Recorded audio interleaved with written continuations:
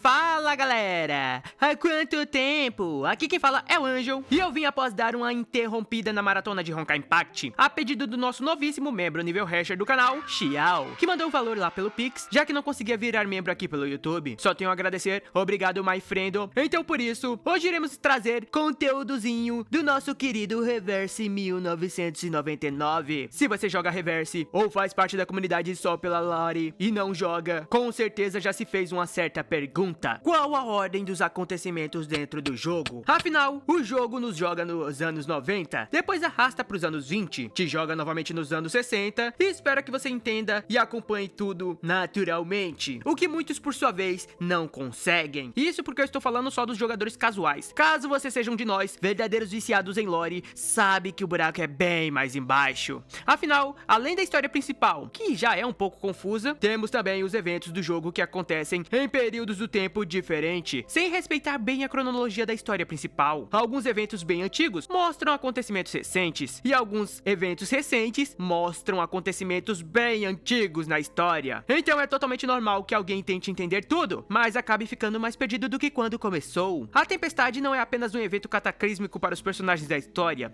ela é também um cataclismo que nós, que tentamos entender a história, devemos lidar. Então, finalmente, depois de muita investigação, tempo dedicado a análises e muita discussão em Reddit, servidores de Discord e outros fóruns da comunidade, hoje nós vamos organizar esse caos e eu vou te guiar pela linha do tempo definitiva de Reverse 1999, desde a primeira gota de chuva até a grande quebra da realidade em 1920. Por conta disso, já vou pedindo que você deixe seu like, compartilhe esse vídeo e comenta aí embaixo. Se possível, também vira membro, porque como você viu, ganha benefícios exclusivos para as classes mais altas e também vai estar ajudando de coração o canal a continuar. Mas com tudo explicado, vamos deixar de perder tempo. Pegue aquele seu cafezinho, sente-se em um lugar confortável, pois o vídeo de hoje está oficialmente começando!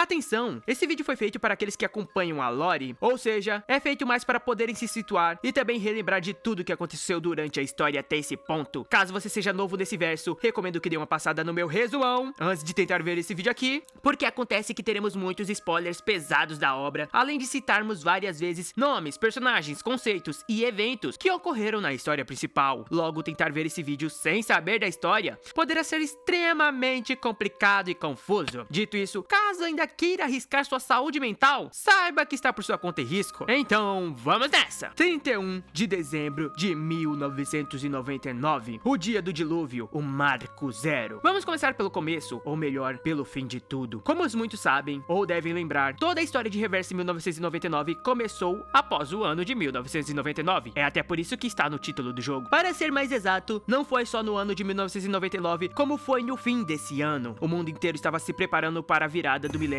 o bug do milênio, aquela festa toda. Mas por trás das cortinas, na parte mais isolada do planeta, o verdadeiro fim do mundo estava sendo orquestrado. Lá na Antártida, o que nas últimas atualizações descobrimos se tratar de um velho QG e local das antigas ruínas congeladas da chamada Era em Branco, a Manus Indact montou sua base de operações sob o comando de Arcana. O objetivo deles era apenas trazer o mundo de volta para a ordem correta. Eles queriam reverter o tempo de todo o planeta para um ponto específico do passado, o ponto onde aquelas ruínas cobertas de gelo ainda existiam. E como eles fariam isso? Com o primeiro e único ritual classe global, o dilúvio. Sim, eu sei o que você está pensando, mas que termo é esse? Não era pra ser tempestade? Para você que acompanhou o grande resumo que eu fiz, desculpe por ainda não ter chegado nessa parte, mas logo vou trazer a continuação. Acontece que no jogo nós somos apresentados a um novíssimo, ou velho, conceito não abordado até então dentro da história, mas que finalmente preenche algumas lacunas. Esse é o dilúvio, o grande ritual arcano que a Manus estava querendo completar com a ajuda de Aleph. Esse ritual, na realidade, era o verdadeiro plano original da Manus, e não a tempestade, o que comprova que de fato aquela velha fala da Arcana nos primeiros capítulos do jogo, questionando a criação da tempestade, era verdadeira. Ela mesma não nasceu como plano de alguém, e sim como uma falha num plano original, e como havíamos teorizado, para impedir esse cataclismo, a Fundação Santipalov e a Zeno não pouparam recursos, eles enviaram suas forças para o gelo. Foi uma verdadeira guerra secreta secreta. E finalmente temos a resposta sobre alguns dos mistérios dessa poderosa e terrível guerra que deu origem a tudo. Como sabemos agora, a mãe de Vertin, nossa querida Urd, no clímax dessa batalha na Antártida, vendo que tudo ia pelos ares, decidiu sacrificar as próprias habilidades e memórias para deter o dilúvio. No entanto, o plano não foi concluído com sucesso, pois mesmo que o sacrifício dela tenha parado o ritual do dilúvio, ao corromper o ritual sem querer, Urd deu origem à grande praga que assolou a humanidade. Claro, isso se realmente tivesse sido sem querer, mas deixamos essa teoria para outra hora. Com a corrupção do ritual, o antigo ritual que deveria mandar o mundo para um ponto específico no tempo se transformou na primeira tempestade, o apagamento da história que jogou o mundo em um momento aleatório do tempo e deu origem ao efeito dominó que começou a trazer mais e mais tempestades, criando assim o grande incidente mundial. O mundo não acabou, mas o tempo foi estilhaçado. A era foi violentamente rebobinada de 1999 direto para 1996 e sabe o que é mais insano? Quase ninguém conseguiu saber sobre isso. Essa batalha colossal foi completamente varrida para baixo do tapete, escondido de todos, virou um arquivo estritamente confidencial que só a elite da elite sabia. Figurões como Constantine, Igor, o Blackbeard e a própria Manus são os únicos que têm tal conhecimento. Para o resto do mundo, a grande verdade sobre o que originou a tempestade simplesmente desapareceu. E com isso, finalmente vamos para o passado, a primeira viagem. Agora que sabemos sobre os eventos que ocorreram, vamos dar uma olhada nos primeiros acontecimentos após a tempestade. O que aconteceu logo depois que a realidade foi julgada no passado? Bem, o caos corporativo, claro. A primeira tempestade tinha acabado de bagunçar o universo e todos acabaram sofrendo com isso, dessa vez de forma igual, para a surpresa de todos. Como sabemos, a Manus não estava preparada para cair em 1996. Eles não imaginavam que teriam que começar a fazer várias viagens até poderem voltar para seu plano novamente, de ir para uma data prometida. Assim como a própria fundação também não estava preparada para isso, como sabemos graças ao diário de Greta. De acordo com ela, a transição para o passado apagou as memórias das pessoas sobre o impacto. Quando os imunes abriram os olhos, o mundo já havia regredido para 1996. Greta descreve a chegada nesse ano como uma manhã pacífica. A princípio, o sentimento predominante não era pânico, mas uma profunda confusão. Em outras palavras, não foi como se eles estivessem em pânico geral por causa da viagem no tempo,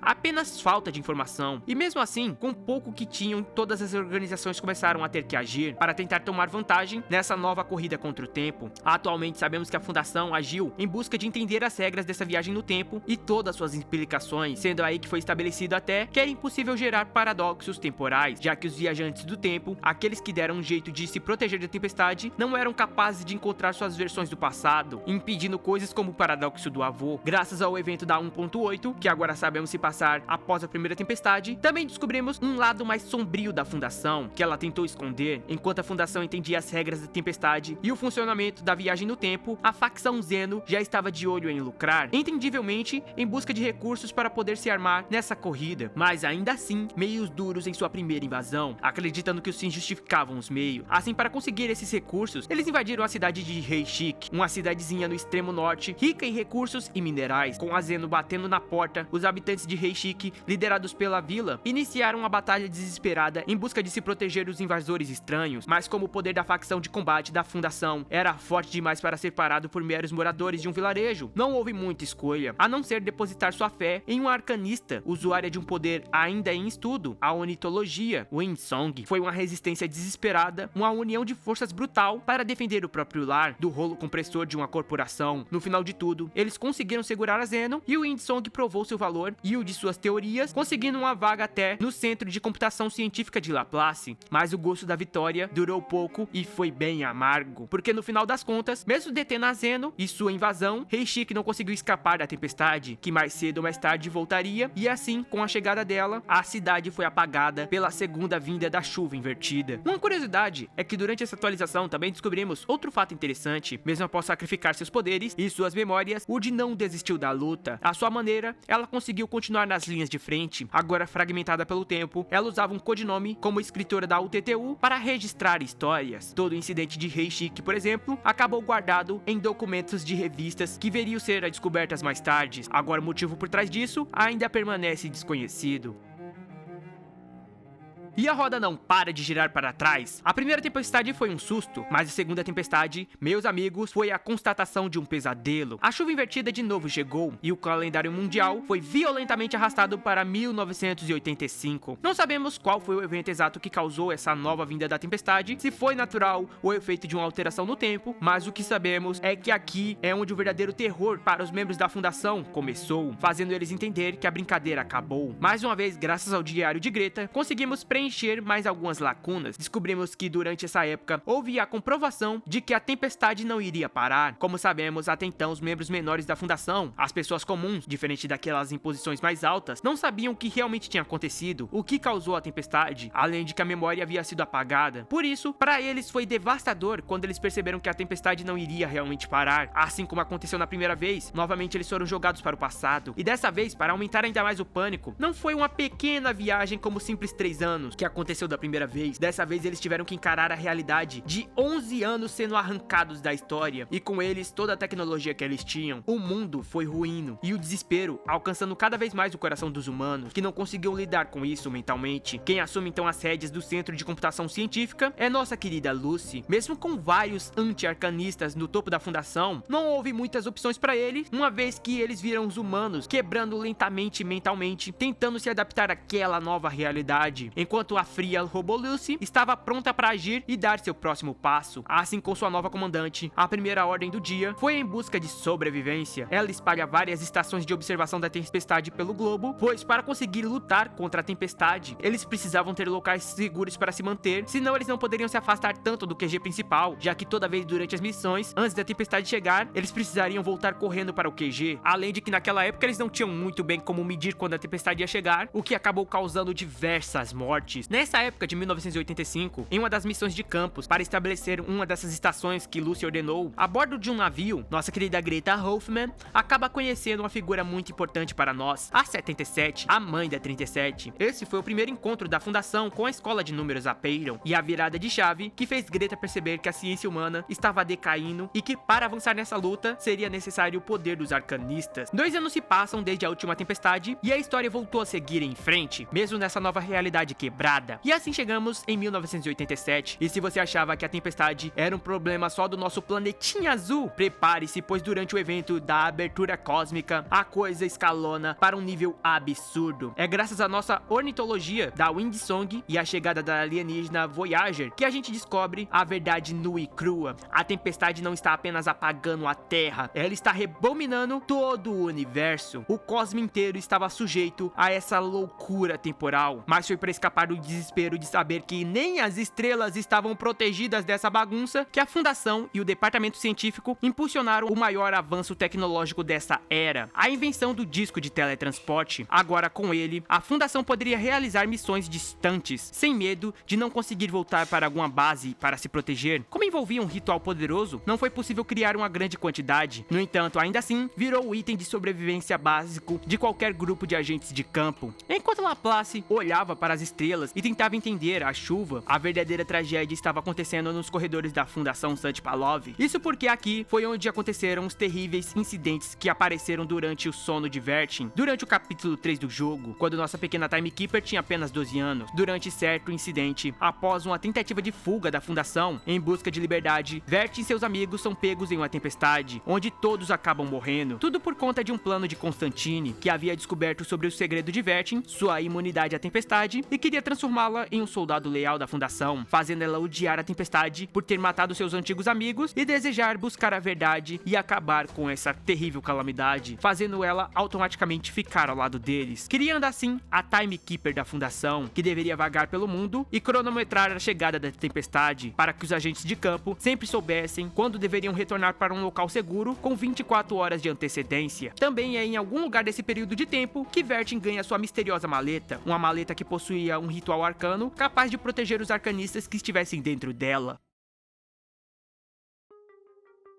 E aqui entramos em uma área mais nebulosa, pois as informações que temos sobre as tempestades que ocorreram a partir desse momento são bem escassas. Mesmo nos dias de hoje, elas provavelmente devem ser preenchidas por atualizações que ainda vão acontecer mais à frente na história, em eventos principalmente. Sabemos que a tempestade que pegou a Vertin foi a terceira tempestade e que ela nos levou para 1977. Segundo os relatos de Greta, após a tempestade de 1987, agora com a Timekeeper, já era possível rastrear as tempestades, o que permitia aos agentes receberem ordens de evacuação com 24 horas de antecedência. Parece uma vitória, não é? Mas o custo psicológico disso foi bizarro. A Fundação acumulou tantas perdas irreparáveis nos saltos anteriores, como a morte brutal de Paulina, uma grande amiga de Greta e Enigma, que eles simplesmente desligaram a humanidade. O pragmatismo engoliu a empatia, não só dos membros do alto escalão, como Constantine, mas agora essa frieza estava se espalhando por cada membro da Fundação. E com a chegada iminente da quarta tempestade, somos retirados de 1977 e jogados de volta para o ano de 1930. Sim, infelizmente, como podem ter percebido, diferente das outras eras, ainda é pouca informações que temos sobre o que aconteceu no ano de 1977. Mas como não há nada a se fazer, devemos seguir. Então eu digo, bem-vindos ao evento Amanhecer Sem Londres. Aqui a gente entra num clima de puro suspense e investigação. A nossa adorada e assustadora Firetooth é enviada em uma missão de campo para a capital inglesa.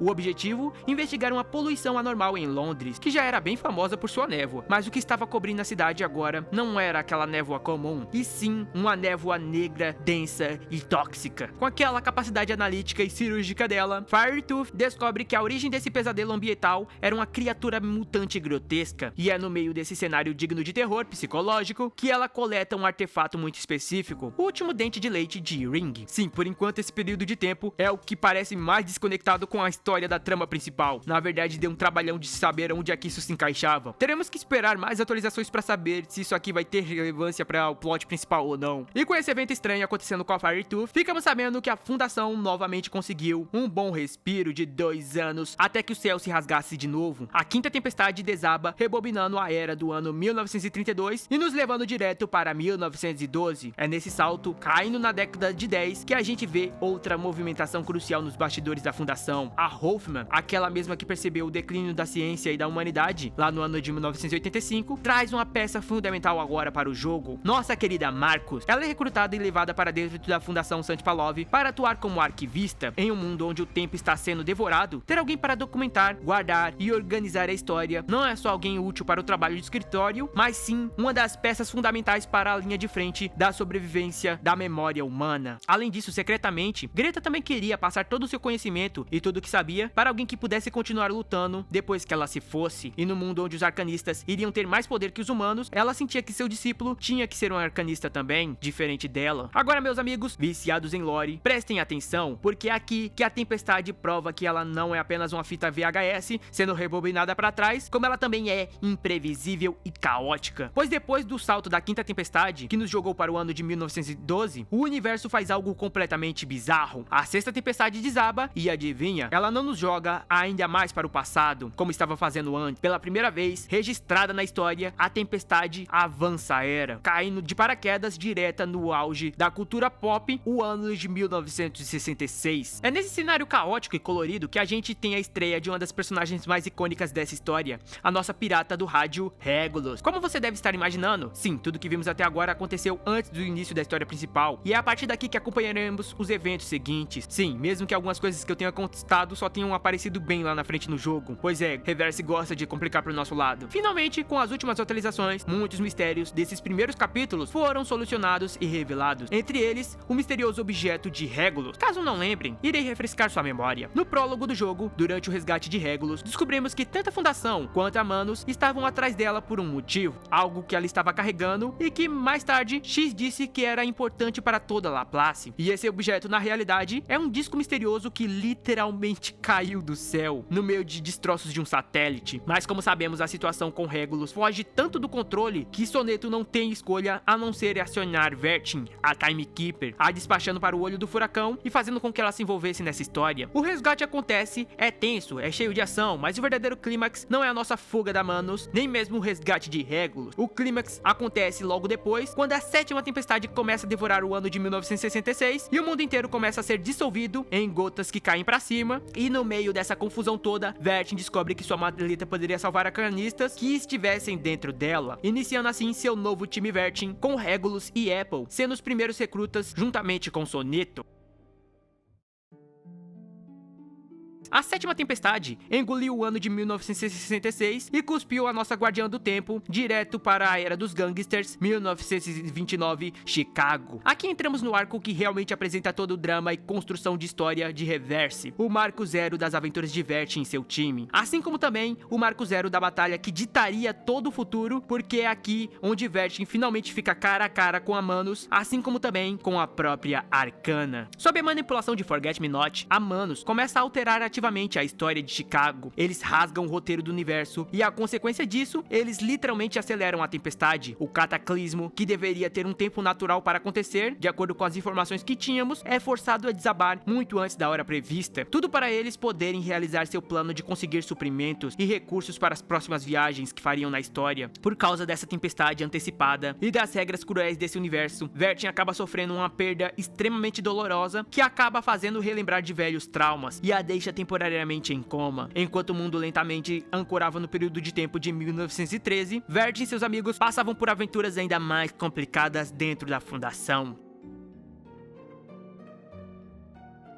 1913 foi um dos anos com mais acontecimentos antes da próxima tempestade e o próximo grande marco temporal. É aqui em 1913 que, por conta do coma de Vertin, tivemos a guerra civil e política dentro da Fundação, em busca de direitos para os arcanistas. Foi também oficializado o time Vertin, através da grande batalha entre Constantine e Z, que acabou com a vitória dos arcanistas, e finalmente com a conquista de direitos mais humanos para Vertin. A partir do capítulo 4, a Vertin não é apenas mais uma peça no tabuleiro de Constantine, ela ganha autonomia, uma equipe própria e o poder de agir sem amarras que custaram a vida de Schneider. Agora com seu esquadrão independente formado, mas ainda presos no ano de 1913, é hora do contra-ataque. O esquadrão de Vertin mete o pé na porta em uma base antiga da UTTU e faz duas descobertas que quebram a cabeça de qualquer investigador de lore. Primeiro, eles encontram um rádio que está recebendo uma transmissão diretamente de 1999, sim, a época da primeira tempestade. Segundo, eles acham um chamado núcleo assimétrico R. Para resumir a parte técnica, essa belezinha química é a chave, o santo graal, para desenvolver a imunidade real contra a tempestade. Seguindo a trilha desse núcleo, a equipe entra direto em uma viagem para a ilha Apeiron, um lugar onde a matemática e a filosofia dão as cartas. É lá que a gente é apresentado oficialmente a nossa antiga conhecida Escola de Números. Mas dessa vez, somos apresentados a pessoas totalmente diferentes do primeiro encontro. A Genial 37, o Estoico 6 e a Sofia. Tudo parecia uma busca acadêmica por respostas, mas o verdadeiro banho de sangue estava acontecendo em outro lugar. Enquanto Vertin lida com os números e teoremas da ilha, Hoffman e Marcus estão em Viena, investigando a Manus na alta sociedade. E a coisa sai completamente do controle. O que começa com uma missão de espionagem vira uma cena de crime brutal quando os diversos assassinatos cometidos por um grupo de arcanistas conhecidos como O Círculo desencadeiam a próxima tempestade. Com a nona tempestade chegando, apesar de muita dor, também é o ponto onde finalmente obtivemos algumas migalhas de esperança nessa batalha cruel, pois finalmente, graças aos esforços em equipe da Ilha dos Números, da Central de Pesquisa Laplace e da investigação de Greta, Marcus e Cacania, a Fundação finalmente desenvolveu seu próprio ritual de imunidade à tempestade, criando guarda-chuvas capaz de proteger as pessoas. Infelizmente, a regra desse universo é clara: todo grande avanço cobra um sacrifício igual. No meio do caos em Viena, Hoffman, aquela que vinha acompanhando a queda da humanidade desde 1985, tomba. Ela morre no cumprimento de seu dever, uma perda gigantesca e dolorosa que cai direta nos ombros de Marcus. O saldo final de 1930 é uma montanha russa insana. A gente consegue a imunidade finalmente após um confronto difícil e doloroso. O time Vertin, juntamente com o exército da Zeno, conseguem matar Arcana, o que significava a queda do atual líder da Manus. Infelizmente, o número de baixas também é sem igual. Os números de Apeiron acabam morrendo, seguindo seus sonhos de filosofia. Sofia acaba indo para o lado da Manus, se tornando a nova líder temporária, e o grupo da Manus cresce, ainda com mais membros, antigos residentes da Escola de Números, que decidem caminhar junto de Sofia. Nossa 37, para trazer sua amiga de volta, se junta temporariamente ao time Vertin, e Lucy, agora que era dispensável ao olhar dos superiores da Fundação, é retirada de seu cargo. Em outras palavras, mesmo tendo conseguido uma vitória nessa última missão, o gosto dela é muito amargo na boca. Sobrevivemos ao banho de sangue de 1913 e conseguimos vários novos companheiros e armas no processo, mas a nona tempestade não perdoa. Ela arrasta toda a humanidade para o ano de 1990, e é aqui onde a história mais fica complicada, confusa e separada. parada de todos os tempos. Quem acompanhou o grande resumão que eu fiz sabe bem disso, já que a história literalmente se fragmenta em vários eventos. Com essa nova proteção em mãos, Vert e Soneto começam uma verdadeira tour de exploração. Elas sobrevivem aos horrores do acampamento na versão 1.2, o famoso pesadelo no Lago Verde, e exploram os mistérios da Cidade Dourada na versão 2.0. Em ambos os casos, vários mini incidentes são mostrados, o que comprova que após a perda de sua líder, a Manos começou a agir de forma muito mais descontrolada, usando outros nomes muitas vezes, mas causando mais caos e confusão do que nunca, enquanto também recrutavam mais membros para seu grupo. Mas a verdadeira pedrada investigativa acontece quando elas começam a rastrear a Rota 77 e encontram vestígios frescos dos círculos mágicos da Manus Indact, além de conhecer uma sucubus que acabaria sendo de extrema importância para as próximas atualizações, nossa querida Kimberly ou Anjo Nala. Também ficamos sabendo que a Zeno estava passando por vários problemas internos recentemente, assim como também a Fundação capturou alguns membros da Manus para tentar conseguir informações através deles. Logo em seguida, a história dá uma passada aqui no nosso quintal,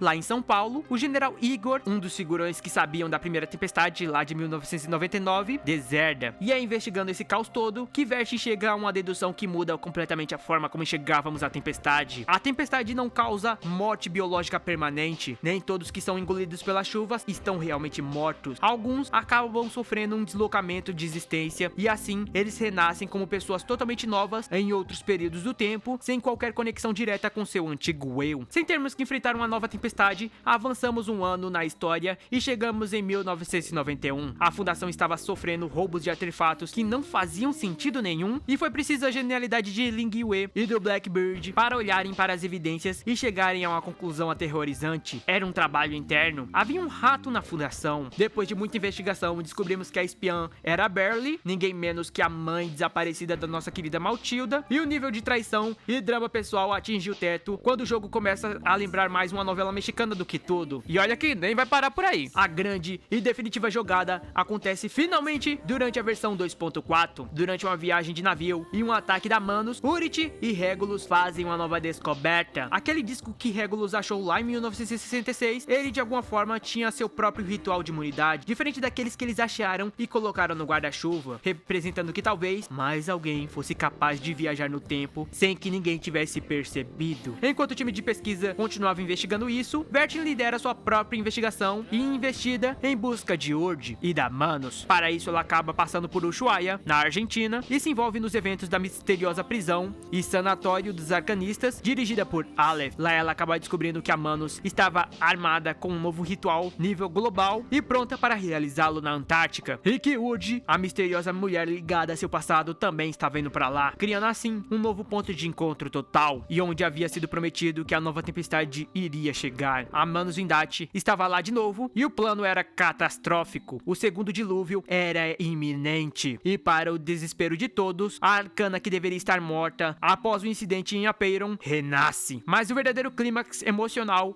o soco no estômago que fecha o arco da nossa Timekeeper, acontece no meio desse apocalipse inteiro. A Vert finalmente fica frente a frente com sua mãe, Urd. O reencontro é no meio desse fim de mundo, mas ele acaba sendo bem repentino e curto, pois a tragédia não para. Urd, que havia se sacrificado para impedir o primeiro dilúvio, agora estava vendo ele acontecendo mais uma vez diante de seus olhos. Então, sem escolhas, ela acaba tendo que se sacrificar novamente. Ela entrega a Vert a roda de fiar e, junto com o poder dela e desse artefato, mais uma vez eles conseguem deter o dilúvio. Mas dessa vez parecia que tudo era parte do plano da Manus, que estava mais interessada em ver o que aconteceria caso o ritual falhasse novamente do que realmente o que aconteceria caso desse certo. Ainda assim, a humanidade é temporariamente salva, mas o preço é a chegada da 10ª tempestade, desabando sobre eles, rasgando o tempo mais uma vez.